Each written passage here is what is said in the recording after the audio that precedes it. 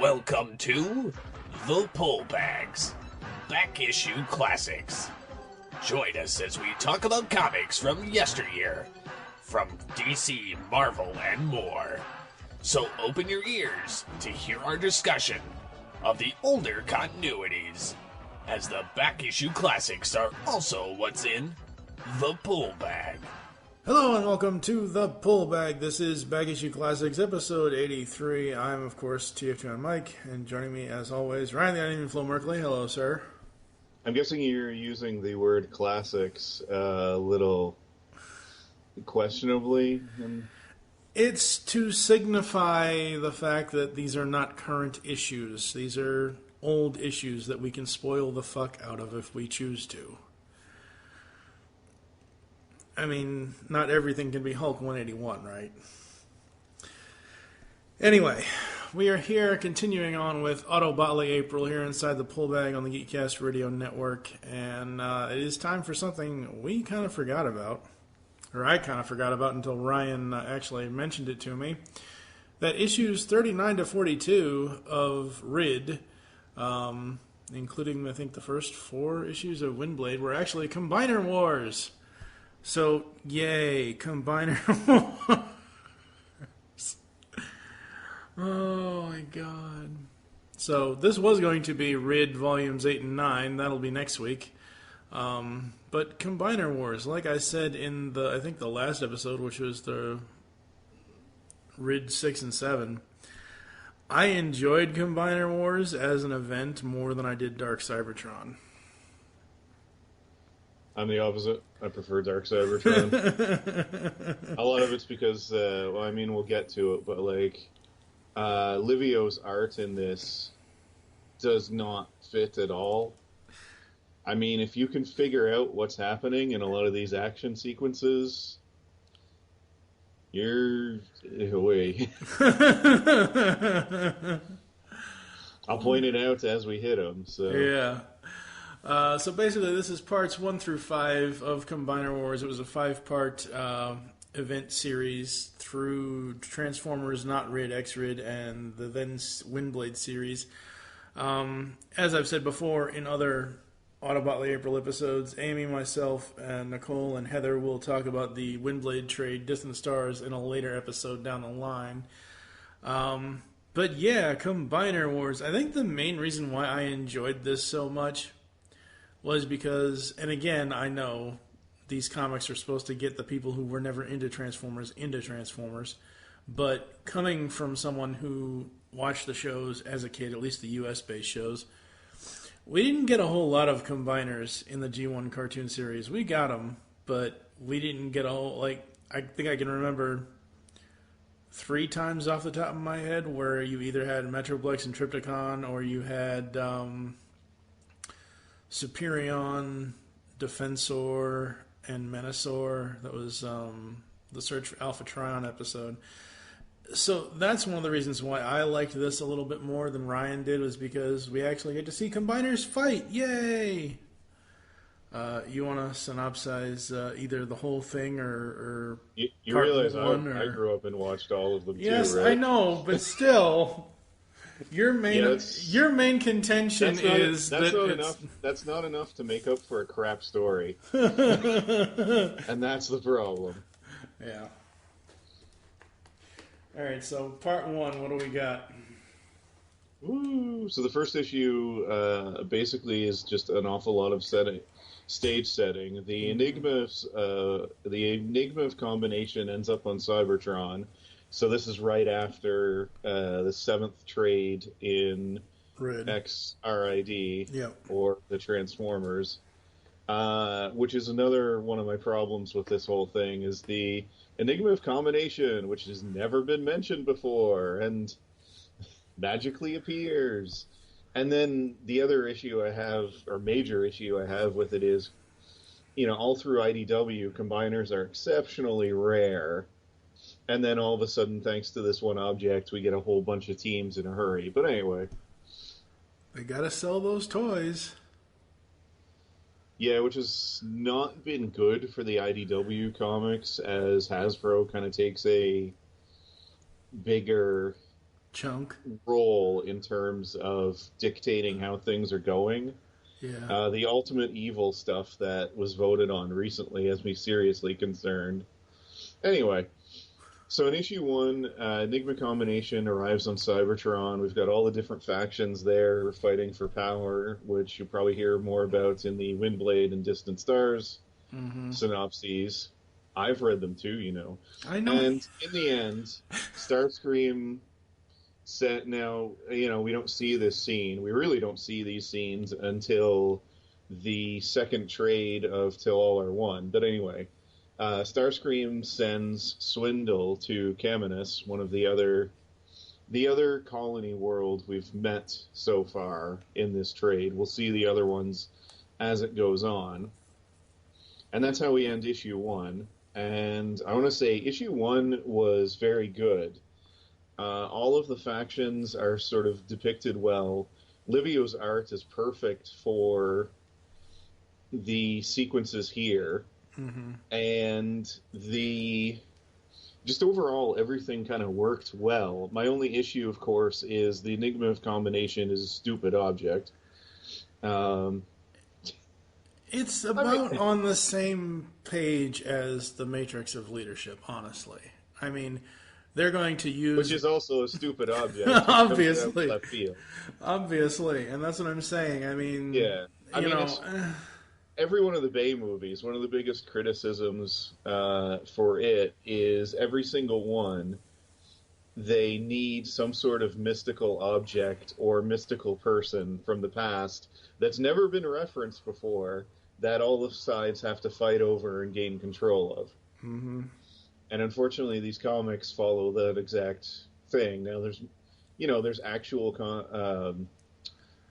characterization and things happening in this, so that puts it above any of those movies. And the factions sort of not necessarily at war, but the factions definitely not at peace against each other in this book, like Starscream's government, Windblade and her sort of trifecta of confidants, Optimus and his crew, Prowl and the Constructicons.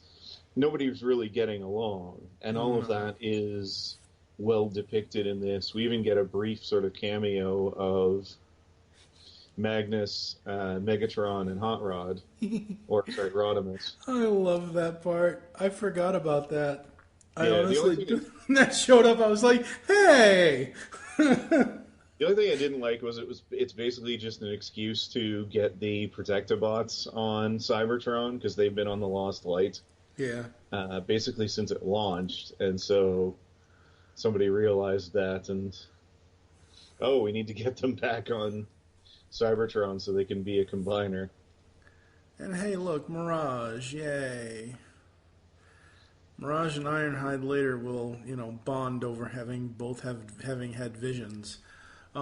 Issue 1 I thought was very fun. The writing, Margaret's writing style is very good for this. She can, flow easily between being serious and having serious moments and just the light, fresh, funny moments. And I thought that was really good. And I still love Livio's art. I know you say it gets a little bad later with the actual it's action. Great in this issue, and I'll get into exactly why when we hit it. So. Yeah, but absolutely love Livio's stuff. It looks so cool. Yeah, it works perfectly in this one.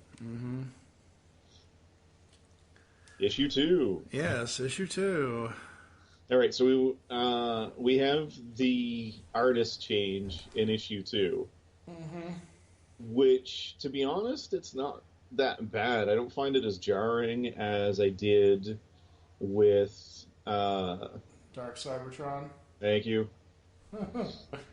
And I believe this is one of the Sarah Stone issues. Yep. And I really like her art because she puts so much expressiveness in all of the characters. Right. She's become one of my favorites of the Transformer artists. I realize it's got, some people don't like the cartoony style. I'm okay with it. I don't know that it works super well with Combiner Wars, but it definitely works really well in Till All Are One.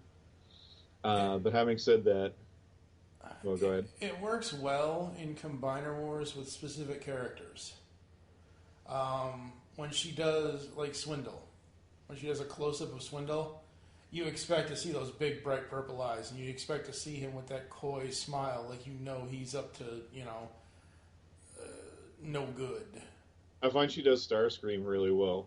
Yeah, she does. So anyway, in this issue, just to sum it up, the Swindle has taken Menasor to Caminus, and they don't know what to do about him because they haven't really seen a Combiner. And some of the Autobots sort of flood through Metroplex's gate and attack to not great results. And in the end, they send the aerial bots through, who pretty handily defeat Menasor. Yep. And that's, the bulk of the issue here. Yeah. Aside from, we get this becomes much bigger, especially in the 10th trade of Robots in Disguise, but Optimus Prime and the Matrix set foot on Caminus, where he's essentially revered as a god. Yeah. But they don't get into that nearly as much in this series as they do in the Transformers series. So. Yeah, well, this which is fine. This is meant to be a vehicle for to introduce the Combiners. So. Well, in this event, half of the Windblade Optimus stuff is her basically not wanting him to come on to Caminus because of that fact, because she knows they're going to look at him like a god. And she eventually does reveal that to him, and he's like, I don't care, I'm going anyway. With issue 2, the Iacon News Service. Really? Who named it that? Really? The INS? Come on, people. Oh. I like what else could they name I don't know. Cybertronian News Network? Yeah, because that won't result in suits. Then Starscream can call them fake news, and they can start bombing Caminus to no effect, and they can stop accepting nails and build a wall between Earth and Cybertron. Anyway. Yeah, it's a great idea. So the question is, who would actually pay for the wall? Apparently America, suckers. Damn it. Not my country. So the art in this, I brought it up earlier. One of the things I really like is the action sequences here. It's immensely clear what is happening. You can tell exactly where everyone stands and the positioning and the like. And the reason I say that is, like I said, I'm going to bring up specific pages in the next round. But anyway, so I think that works well. The dynamics and the writing and everything else are still really solid here. Everything works well. The pages are laid out well, which I bring up because I'm about to bring it up in the next issue. My final... issue 1, this one just works. Yeah. So. My final note for issue 2, Prowl's a dick. We already knew this, but, that was a complete and utter dick move at the end of issue 2. Oh, God. All right, issue 3, what do you got? So, issue 3, Harley, this is not a good time, sweetie. No, you're so cute, but you are not helping me read this. Anyway, as I remove the cat, jeez. Anyway, so we get the Protectobots, Mirage, everybody's headed to Cybertron. Mirage has a dream/vision, which he ends up sharing with Ironhide. Sunstreaker as well, I believe, sees it. Mm-hmm. Optimus, Optimus is seen, but he's not asleep /recharging, so he doesn't see it. Anyway, we get the sequences of everybody's trying to help rebuild on Caminus, and it's interspersed with the interviews by ISN. Man, that brings me back to, or sorry, INS. ISN, that's Babylon 5. That's why I mixed it up. And they were really well depicted in that. So anyway, and finally we get a lot of Prowl and Rat Trap, which... what did you think Prowl did in the last issue? Because he first appears here. No, I could have sworn he did something at the very end of issue 2. No, issue 2 ends with Prime opening and showing the Matrix to Solace. Oh, okay, well then... Anyway, so Prowl and Rat Trap have a conversation to end this off. And here's the problem. So this book was this miniseries was too many issues. And in terms of, a lot of it is this issue, which is A, just setup, and B, we get all of the different interviews and everything from INS. Yeah. And it wasn't entirely necessary. You really could have done this a whole lot quicker, and they just didn't. I think they needed to stretch this out a little, because in the end, not a whole lot is discovered here. Mm. I mean, honestly, even the visions from, Ironhide and Mirage, how much does that really add to the story? Not much. No, and that's one of the issues that... One of the problems with IDW's events so far has really been that they overstay by an absolute minimum of one issue. Yeah. Some of them more. Revolution, in fact, lasted 5 issues too long. Because it was 5 issues. Get it? Anyway. Uh-huh. So, yeah.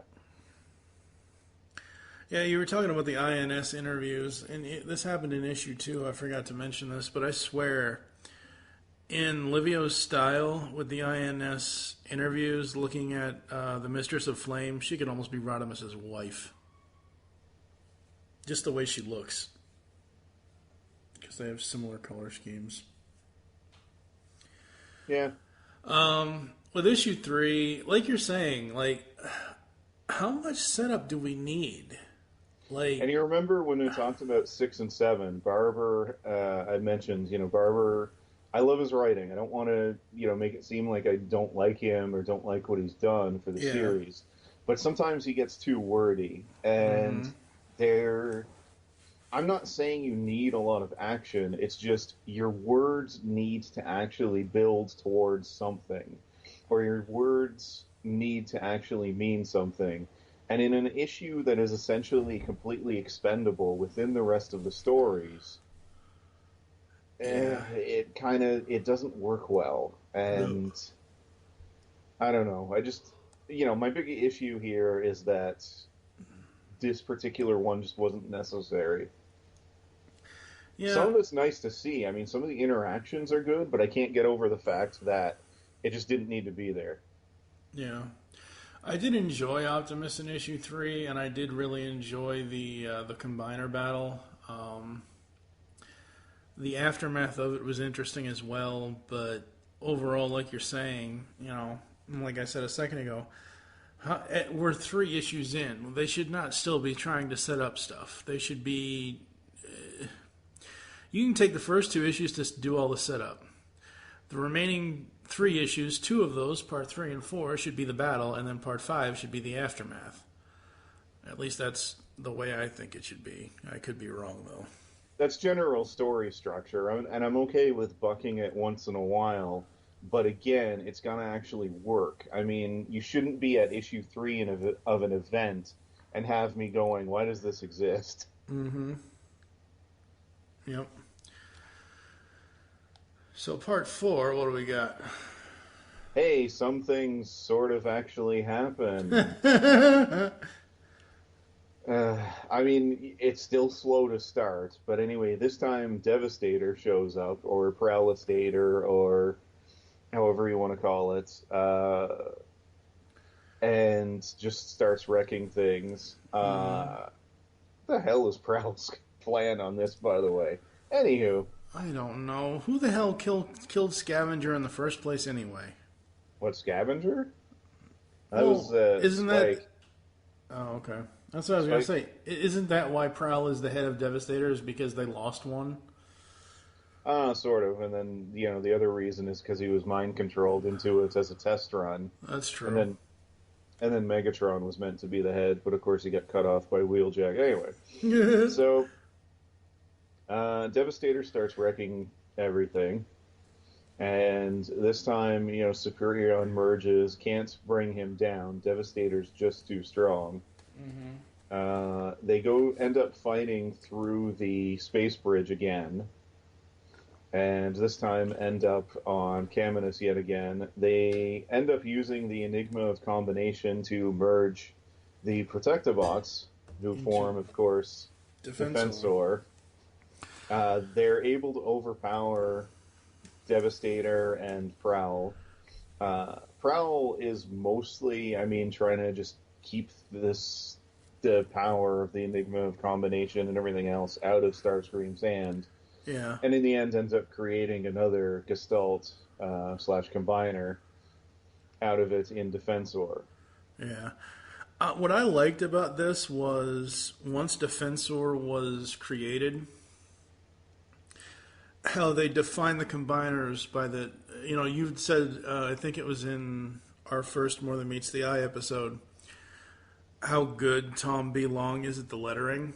Yes. That's what I love about the Combiner. Outside of seeing the Combiners actually do battle with each other, having each of them have their own color and letter style to distinguish them from each other. Like Superion's is like orange and black, and Devastator's is like greenish and purple, and so on and so forth.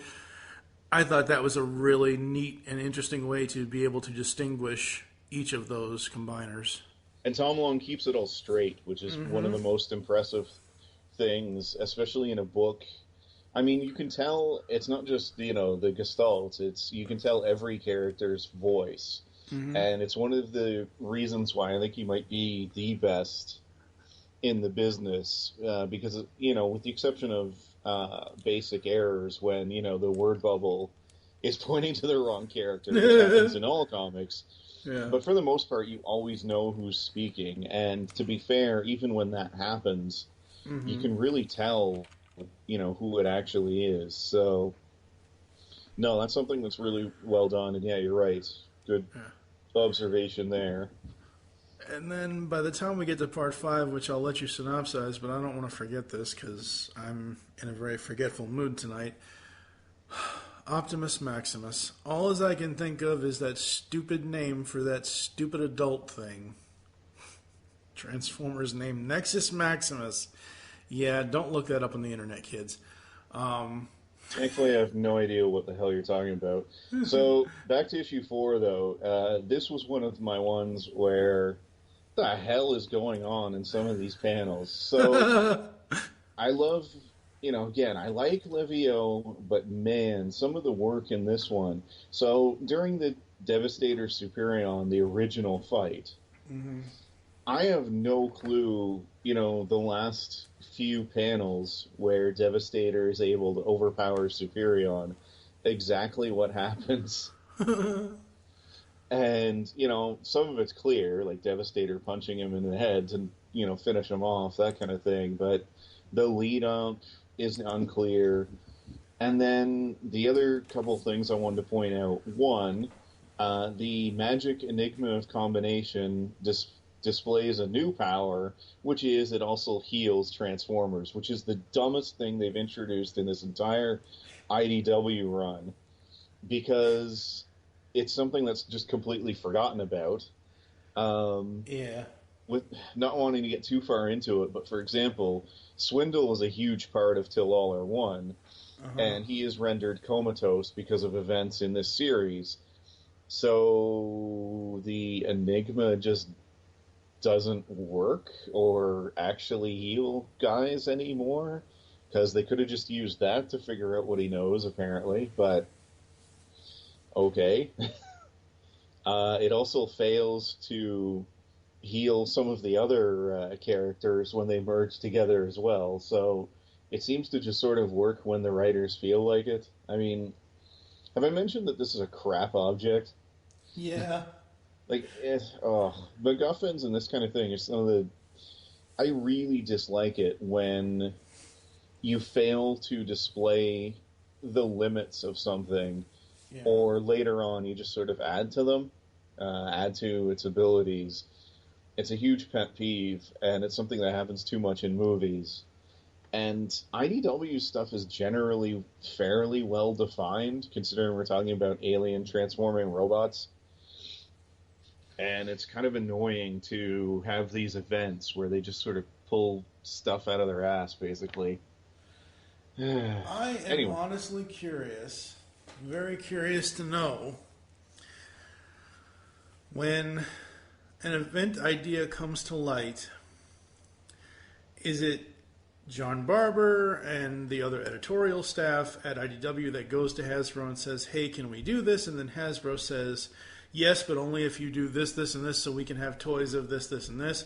Or is it Hasbro that goes to IDW and says, okay, we want to do toys of these characters so people can get these toys. You need to incorporate them in. I remember, and this is one thing, a big thing I want to talk about because of Combiner Wars. I remember when I first read this and the Beast characters started showing up. Obviously, Rat Trap showed up before this, but I'm like, Beast Wars characters, really, in IDW? Come on now. Leave it alone. Just because I always thought the IDW continuity was strictly a G1 continuity. Now, don't get me wrong. They're more than welcome to make homages to other Transformers continuities. I have no problem with that. But including the Beast characters in the ways that they've done it so far to this point, at least up till Combiner Wars, it just seems like, hey, we want to be able to make a toy of this character again. You know? So that's what my question is. Who approaches who when it comes to these events? Is it IDW that goes to Hasbro or vice versa? My guess is it's Hasbro. I'd be amazed if IDW had really anything to do with a lot of it. I don't know, that would surprise me. So anyway, finishing off my problems with 4 is, so Devastator gets downed by getting Alpha Bravo shot through his chest. How the hell does that knock Prowl's eye out? I don't know. Like, the damage and everything else doesn't make any sense. And, you know, the only one who we really see takes heavy damage is Prowl, bafflingly enough, despite the fact that, for the most part, he doesn't get hit all that hard by it. So that was a little weird. I don't know. Just a lot of the stuff in it's not well defined. Part 4, we open up with Prowl in prison, which, man, he should have been in there. Isn't that part 5? Forever. Sorry, 5, yeah. I was just bitching about 4. Whoops. Yeah. They all start to run together now. Yeah, actually, no, it is part 4, because remember the sort of first issue was a prelude again. Oh, that's right. Opening salvo. So anyway, whatever. We'll refer to it as the 5th part, just to continue on. But yeah, they open up in prison. The conversation between Prime and Prowl is long overdue, but unfortunately it's cut really short here. It's only the first 2 pages. Mm-hmm. And after that, we essentially find out that, you know, Starscream wants one of his own people, in this case Scoop, to replace Prowl and be part of Devastator. Which I guess that's another thing the Enigma can do. It can replace characters on the Combiner. So, Starscream wants Scoop in there so he can basically control it. Because, let's face it, Starscream cannot control Prowl. There's no way. No. Prowl's too much. Prowl, number 1, is too much of a dick. Number 2, is too much of a numbers guy to let Starscream control him. Well, not to mention, he just hates Decepticons. And That Starscream too. in particular. that too, but I'm saying, like, putting Scoop in there is, like, the easiest thing in the world for Starscream to do because Scoop can be easily manipulated. Yeah, the problem with that I have with that is Starscream is generally pretty bright, and the concept that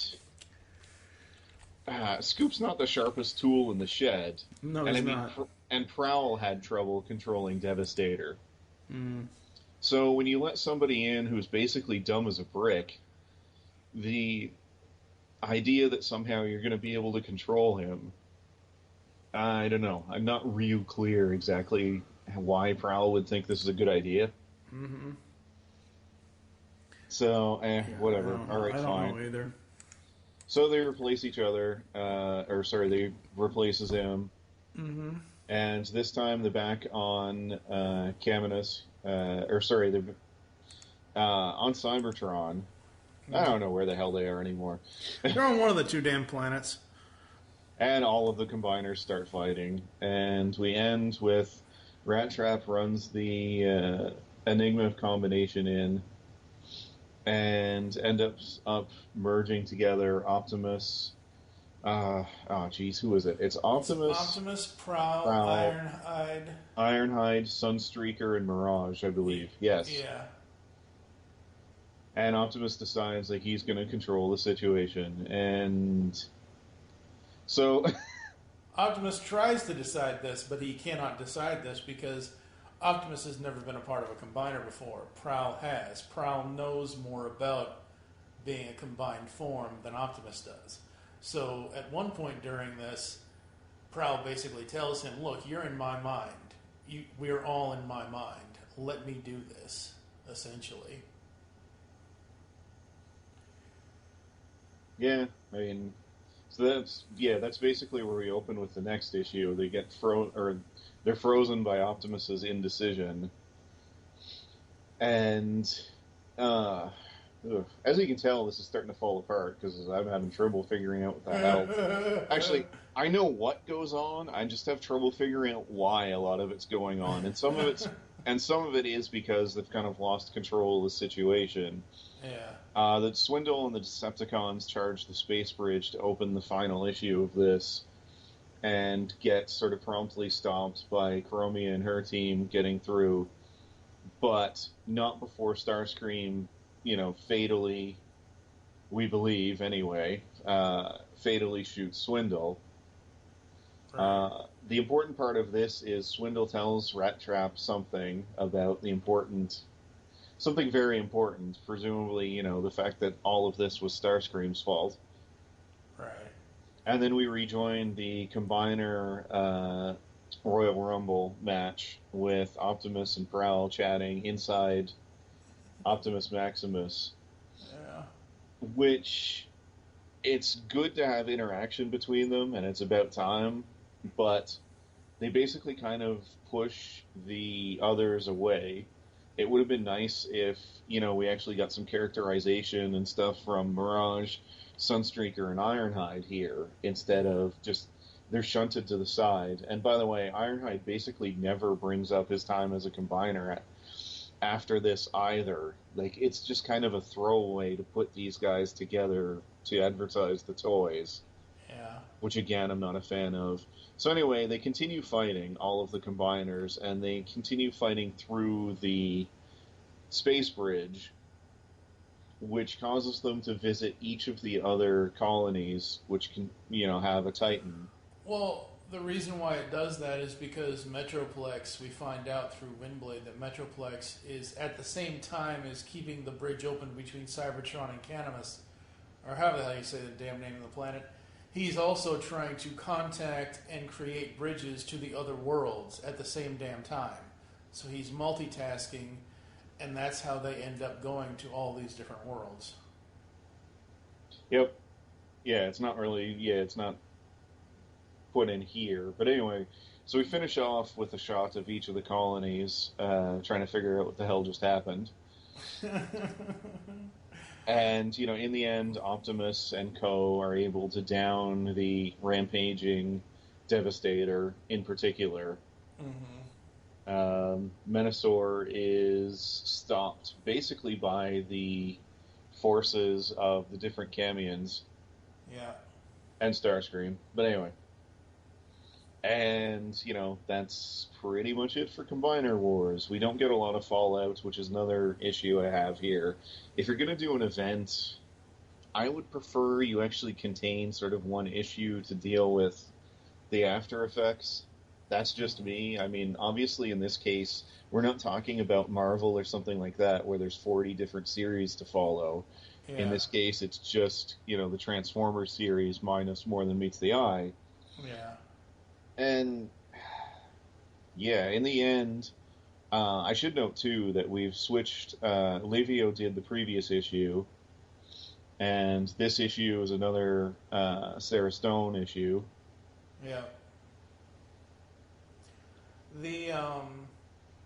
The ending to this, where they show the different planets, I like seeing Velocitron because I like seeing Knockout again. Because again, this is back at the time where. Sorry, part 5 was Corin Howell and Marcelo Ferreri. Whoops.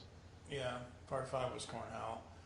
I think Sarah only did the one. Sarah Stone. Yeah, she only did the one. earlier. Yeah. Yeah. What I like about the ending to this is we get to see like Velocitron and I think it's Eucharis, that's the Beast Wars planet, and things like that. And so we get to see Tigatron and Air Racer. We don't get to see much of the other Beast characters, and we get to see Knockout and whoever the hell is with him. And at this point in time, when this came out, I think Transformers Prime, the animated series, either was just canceled or was getting ready to be canceled or had already been canceled. I believe it had wrapped up, yeah. Okay. I could not remember what was going on, because I remember when they said, oh, Knockout's going to appear in the comics. And they're like, whoa, huh? And they're like, yay, Knockout!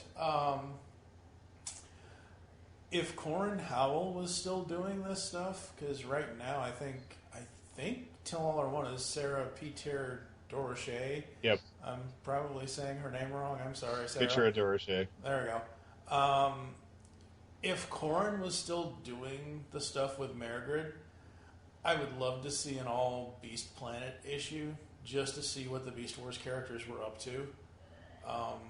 I don't mind so much at the end of this that Rat Trap and a bunch of the other Beast characters were in it, because I think it makes sense now.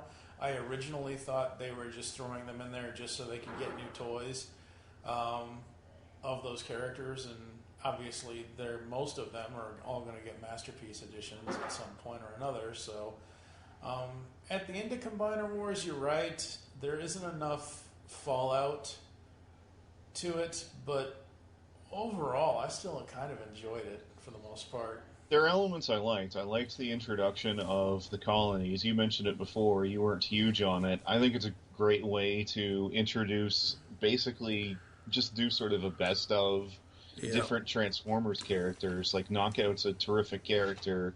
Obviously, everyone loves the Beast Wars characters. I was really happy to see Dinobot in the next appearance of Eucharis. So, stuff like that I really liked. And trying to think, like, that's about it. I mean, there just wasn't enough to recommend this, nor to have it sort of interrupt things. Now, we get way worse next, because Revolution was just, it was bad from start to finish, and there's no elements of that I enjoyed. And so, this is an improvement on that, but at least with Dark Cybertron, there were more individual moments I could enjoy. Stuff like Prowl and Chrome Dome finally meeting and kind of having it out, even though it didn't last nearly as long as I would have liked, was something I really liked.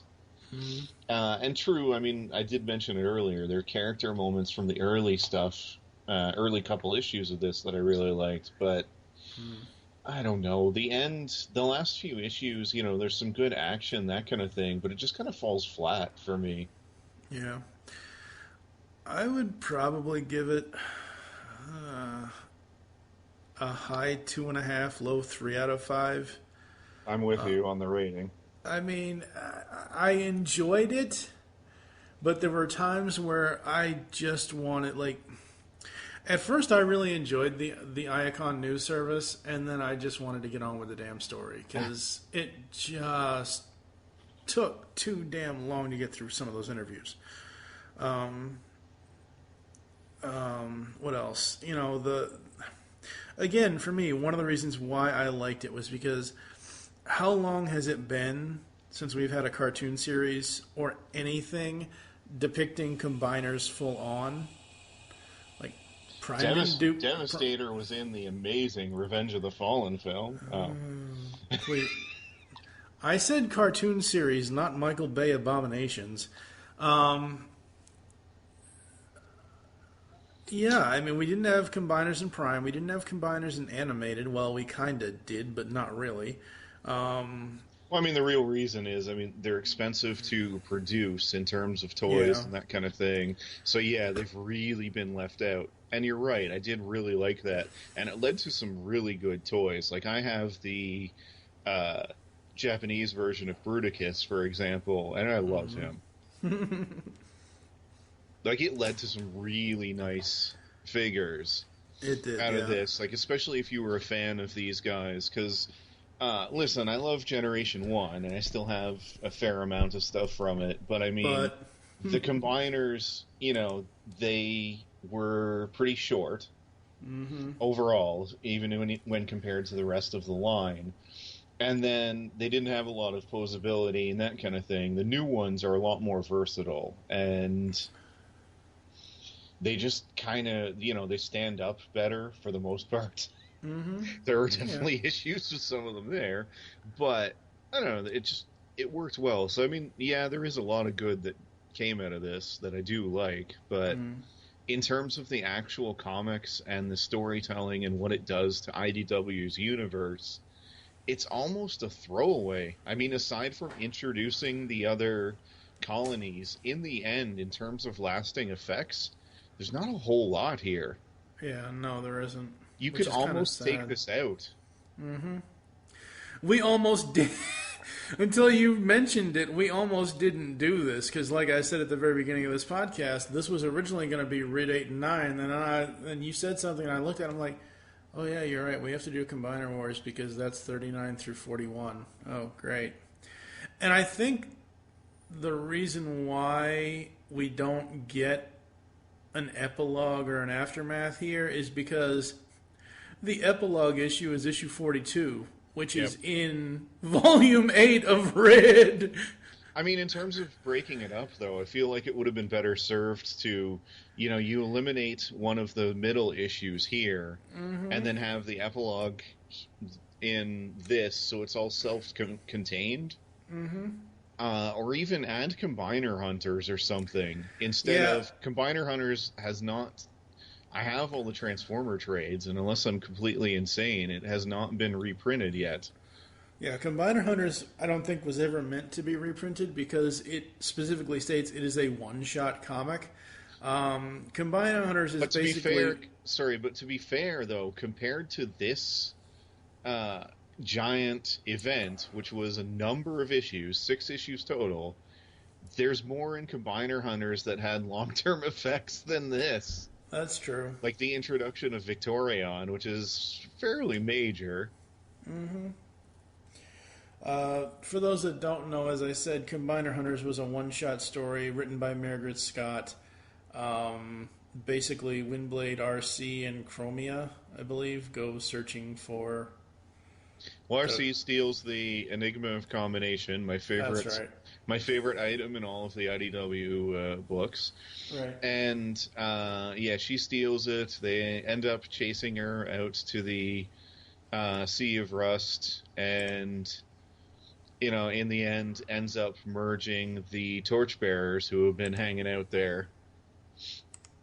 And they form Victorion, and there's sort of a brief kind of fight before Victorion is able to control herself enough to break apart. And, that's kind of it. They return the Enigma of Combination. RC realizes, gee, this thing kind of sucks. Maybe it should just put it back, even though giving it to Starscream is a dumb idea, too. But, hey. She probably should have just destroyed it. I mean... Yeah. I mean, honestly, giving anything to Starscream is a dumb idea. And actually, why didn't they just destroy it, actually? At some point, you should probably just break the thing. It's kind of a silly object to just have sitting around. Also, if you're the Transformers, going forward... oh, man. So I haven't been buying the individual issues, and so if I'm wrong about this, I apologize, but I just buy the trades when they're out. And currently... Cybertron comes under attack by a whole group of undead titans. The Enigma Combination's still there. Why not just make an army of Gestalts to fight against them? True. Or you could use the Enigma to heal them all and make them better again. Yeah, each time they fight. Well, apparently you can use it to heal anybody. Why didn't they just use it on Bumblebee to fix him? Or... Hey, low blow. What? I'm serious. You're right. You're right, but that's it's ill-defined. So I mean, they need to come up with a reason why you can't just resurrect characters or everything else, because right now it's sort of a plot hole. It reminds me of Arrow, where everybody's dead, and it finally occurs to somebody like 3 seasons later, hey, we could use the Lazarus Pit to resurrect this person that died way before. And then it doesn't occur to anybody to resurrect Oliver's mom or anyone else that kicked the bucket in the series. Yep. And then about 3 episodes later, they just go like, nah, Lazarus Pits don't work anymore. You fucked them up. We can't use them.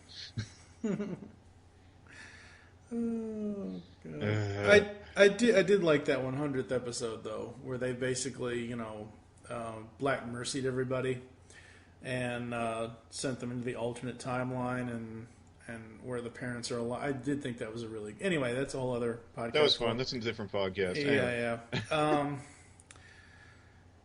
Combiner Wars. I don't think I'll read this ever again. I enjoyed it for what it is, but I just. In terms of the trades I reread, More Than Meets the Eye 1 to 10, I pluck out pretty much any of those, with the exception of, I think 9 is probably the one I read the least. And then in terms of the Transformers series, which really this is a part of, I really only reread 1 to 5. Yeah. And I mean, it's something we'll get to, but there's... again, I loved, I think Barber was in his element with those first 5 trades, and, they have issues. They're not perfect, but they're so much better than the stuff that's come after. And then you add into that the fact that Marguerite Scott, I think, is doing some really interesting and good stuff in Till All Are One. Yeah. I don't know, and I mean, I think I've read like the first 2 or 3 issues of Till All Are One. I've not read a lot of it. I have not read any of Lost Light or Optimus Prime yet because I wanted to be able to go through all of technically season 2 of the other. Lost Light's the one that is the only Lost Light, More Than Meets the Eye, whatever you want to call it, is the only one. You buy singly. I get single issues of. Yeah. There's very few series now. I just buy the trades. Yeah. I've loved Margaret's stuff since she started on the original Windblade 4-issue miniseries. I just love her writing. I think her writing is amazing. I think it's awesome and fun and interesting. And she brings a lot of different voices together to make an excellent comic series. So. And to be fair to Combiner Wars, Windblade has a bit of the same issue in terms of it doesn't quite stick the landing because the consequences are very much far-reaching. Yeah. They don't go into it, immediately, and I'm okay with that, but it does hurt that as an individual sort of story or self-contained story, which it was originally kind of advertised as. Well, I think the problem here is, and I'm not saying anything negative against IDW, their creative staff, their editorial staff, their writing staff, whatever. The problem was you had Not Rid and Windblade mixed together to tell Combiner Wars. So Combiner Wars for Windblade, I think, was the first 4 issues of that 8-issue series. I think that's what it was. I could be wrong. If I'm wrong, speak up. I'm pretty sure you're wrong, but anyway. You know what I mean? Continue on, I'm just saying. Where I'm saying it was either the first 4 or 5 issues of the second Windblade series that eventually got traded as Distant Stars. So you have Combiner Wars on the one hand with the first, 2 or 3 issues of the Windblade series or whatever it is, and then you've got Distant Stars, which is the whole second Windblade series as one story. So where are people supposed to go if they want their Windblade fix? Are you supposed to go to Combiner Wars, or are you supposed to go to Distant Stars? I'm not sure. I'd have to look it up, but I don't know that any of this trade carries any of Windblade's issues. I think they were self-contained as the first 4, And this just happens to lead into Distant Stars. Rodimus, what happened to him? I don't know. I'm looking at the... Anyway, I'm looking at the issues list on the wiki. And yeah, Till All Are One started at 1. Obviously. Coming out of, Windblade. Yeah. Windblade was self-contained. I should have just cheated and went and got my trade. You should have, yes. According to the Combiner Wars opening title page in the Combiner Wars trade, it says that it is Windblade, written by Margaret Scott, art by Sarah Stone, Part 1, Livio Remdelli, Part 3, and Marcelio Fiera and Corin Howell, Part 5. So Windblade's portion of Combiner Wars was her first issue, her third issue, and her fifth issue. But it's not her first issue. Okay, well, I'm saying... Because the Transformers Windblade #1 is contained in the trade. So it looks like their naming on this is shit. Yeah. That's the problem. The naming on this is really confusing. Uh-huh. Yeah, because Windblade #1 is a bot in her city and happens before this. Yeah, that's the first Windblade series. I'm talking about the second Windblade series. Okay, yeah, there it is. Volume 2, #1 is, yes, Part 1. Yeah, that's there what we I'm saying. Yeah. Also, fuck, this is dumb numbering. Yeah, 1 and then up to 3. Man, this is... According to the thing on the... Yeah, I got the whole list here. The IDW... So up until issue originally 4, originally Volume published 2. Transformers Windblade Volume 2, issues 4 to 7, and Transformers Combiner Hunters #1. So... Wait, So wow. So it was only the first 3 issues that were Combiner Wars.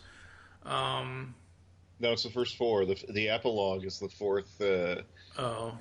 The first of the epilogue issues was Volume 2, #4. Right. Which is not in this trade, though. But what I'm saying is, in the Distant Stars trade, it lists on the IDW at the very bottom of the main thing that the Distant Stars trade includes Windblade Volume 2, issues 4 to 7, and the Transformers Combiner Hunters. See, I thought the Distant Stars trade included everything 1 through 7. It's not. It just it has 4 on. It has 4 on. Which is why I got confused, because I have those. Yeah, that's... Wow. Ow. My head hurts even more now, and this isn't even time travel, folks. Holy crap. Okay, I think we got to get the hell out of here. So basically a high 2.5, low 3 for both of us on Combiner Wars.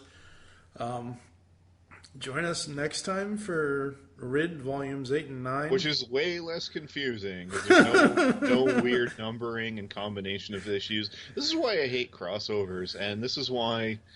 this is one of the biggest reasons why I think Marvel is struggling. Not I think, I know this is one of their biggest reasons, is the sort of consistent crossovers they're doing. One event ends, and then they start another one.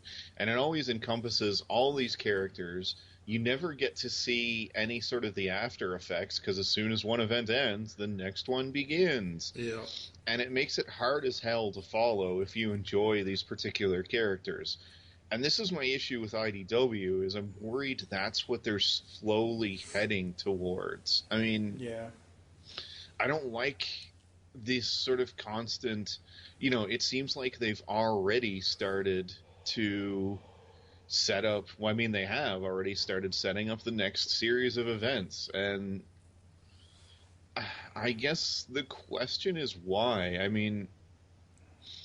There's not a nice way to put this, but Revolution really tanked the sales when they, whenever it ended, they decided to restart at #1. They renamed the Transformers, became Optimus Prime. And then More Than Meets the Eye became the Lost Light. Lost Light. And we restarted, Windblade, Windblade or Distant Stars. It was mostly just called Windblade, though. Windblade, We've restarted yeah. that as Till All Are One, which is sort of continued as well.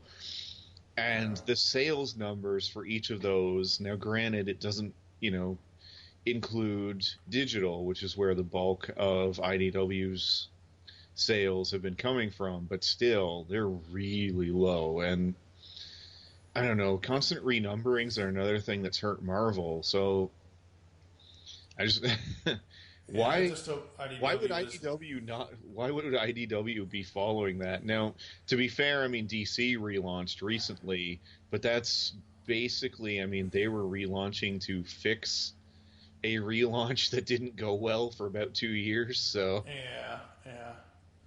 yeah. I don't know. I hope that IDW does not start doing a bunch of relaunches. I understand why Robots in Disguise and More Than Meets the Eye became Optimus Prime and the Lost Light. I get it.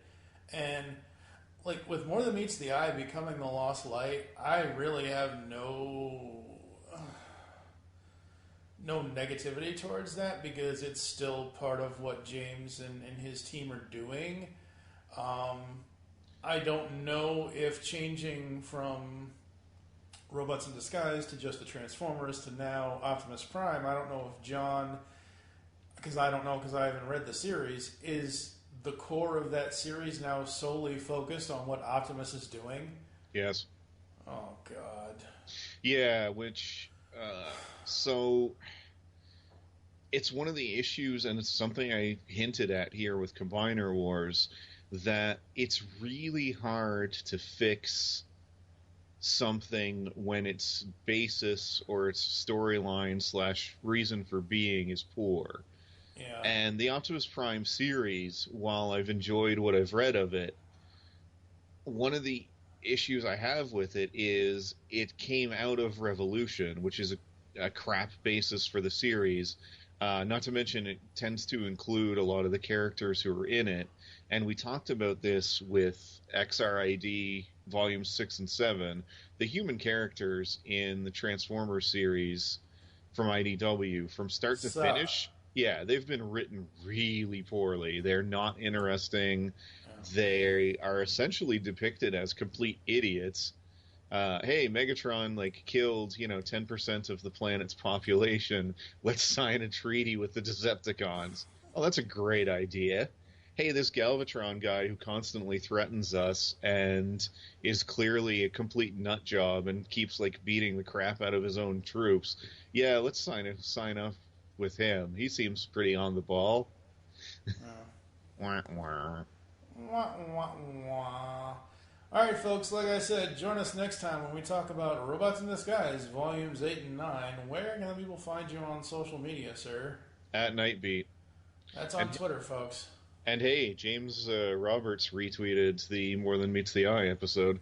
Did he? Because I didn't see it. I asked him to, really? But yeah. Oh, yeah, he did. I didn't even see it. I'll have to look at that, or you'll have to send me the link. Anyway, I am TF2 and Mike, at TF2 and Mike on Twitter. You can also follow at Geekcast Radio, at The Pullback, all that other good stuff. We're going to get the heck out of here, because I need to head to Swerves, because I need to have a fun night. Oh my God, ow, my head. Transform, transcend, all that other happy horse stuff, and we will catch you next time here inside The Pullbag. You've just heard the latest episode of The Pullbag, the GCRN's comic review and discussion podcast. There are several ways to get in touch with us and leave feedback for the show. You can visit the website, geekcastradio.com, where you can comment on the episode and all of our different podcasts. You can rate our show on iTunes. Be sure to leave us feedback. Call the voicemail line, 502-526-5821. Please remember to tell us the show you're leaving the message for, and your name. Become a fan of us on Facebook by searching Geekcast Radio Network. Send us an email feedback at geekcastradio.com. Follow us on Twitter at Geekcast Radio. So until next time, make your great escape into comics and unleash the geek in you.